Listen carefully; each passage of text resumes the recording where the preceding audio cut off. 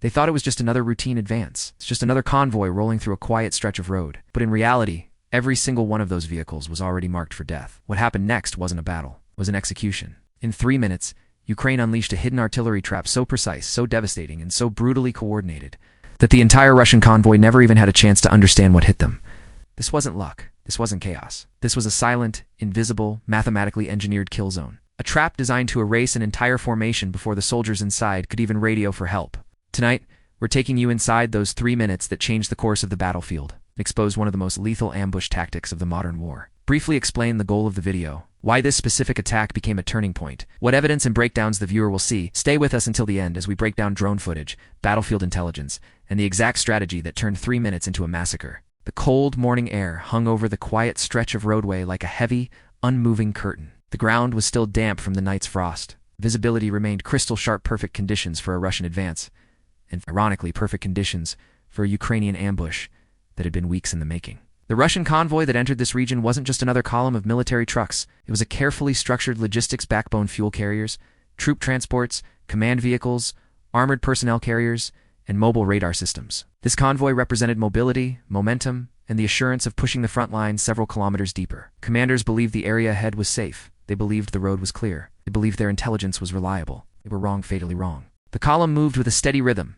engines humming, tires grinding against the mud-packed asphalt. Soldiers inside the vehicles leaned against cold metal walls, unaware that they were already inside a lethal cage. Communications were relaxed, posture casual. Even their radio chatter reflected confidence. Reports of clear skies, no enemy movement, stable route conditions. From a distance, the convoy looked near invincible, long reinforced, protected by flanking armor and early warning systems. The lead vehicles scanned ahead with mounted optics. The rear units checked for tailing threats. Everything seemed to be by the book, but the battlefield around them was lying. What the convoy couldn't see were the dozens of tiny, almost insignificant markers of danger. The unusually quiet tree line, the unnatural stillness in nearby villages, the absence of birds, the faint shimmer of heat inside distant foliage where Ukrainian observers lay hidden. The geography of this region played an unexpected role. The road cut through a mild valley with ridgelines on both sides. To an untrained eye, it was just a countryside route, but to military tacticians, it was a classic kill corridor. The terrain was funnel-shaped. Visibility was limited laterally, and escape paths were few. Even worse for the Russians, the route had only one significant alternative, which had been destroyed days earlier. They had no choice but to pass through here.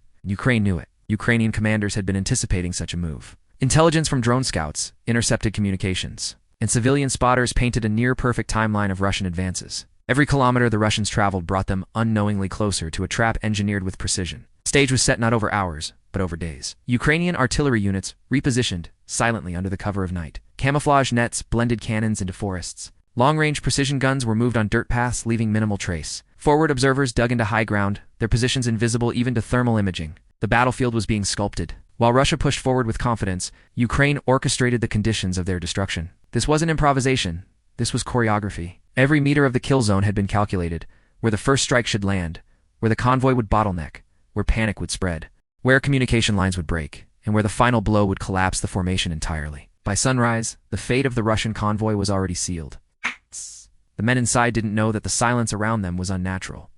They didn't know that someone had been watching them for hours, calculating distances, adjusting firing positions, noting formation gaps. They didn't know that above them at high altitude, a Ukrainian reconnaissance drone hovered quietly, nearly invisible, sending a live feed to artillery command. They were rolling straight into a trap designed to kill them in minutes. The convoy continued its approach, lead trucks turning around a long, sweeping bend. The midpoint stretched across the valley floor, engines echoing off ridges. The rear column lagged slightly due to soft ground. Perfect spacing. Deadly spacing. Russian troops believed they were safe because their maps said so. Their commanders believed they were safe because their assumptions said so. Their intelligence believed it was safe because they lacked the one thing Ukraine had in abundance: eyes in the sky and ears on the ground. Within moments, the convoy crossed the invisible threshold of the kill zone. No alarms, no warnings, no signs of life. Just a quiet, deadly calm. The kind that comes right before the world explodes. Long before the Russian convoy rolled into the kill zone, a silent and complex web of Ukrainian preparation had already taken shape, one that stretched across forests, ridgelines, villages, command centers, and even foreign intelligence nodes. Nothing about what was coming was accidental. It was the result of discipline, planning, secrecy, and a level of battlefield awareness that the Russians never anticipated. It began with a whisper and intercepted message, a faint radio signature, a clue buried in hours of drone footage. Ukrainian intelligence analysts sitting in dimly lit rooms caught something subtle. A pattern in Russian convoy movements that suggested a major push was coming through the valley corridor. Most armies would have waited for confirmation. Ukraine didn't, they acted. The intelligence trigger Ukrainian commanders received a compiled report around midnight. Russian fuel carriers and troop transports were redeploying from a forward operating hub. No one knew their exact route yet, but the number of vehicles hinted at a major movement. And in modern war, where logistics often matter more than firepower, a large convoy represented a golden opportunity and a massive threat if left untouched. Aerial surveillance confirmed the prediction. Small reconnaissance, drones, quiet, bird-sized, nearly invisible, watched Russian staging zones from miles above. Their infrared lenses saw what human eyes couldn't.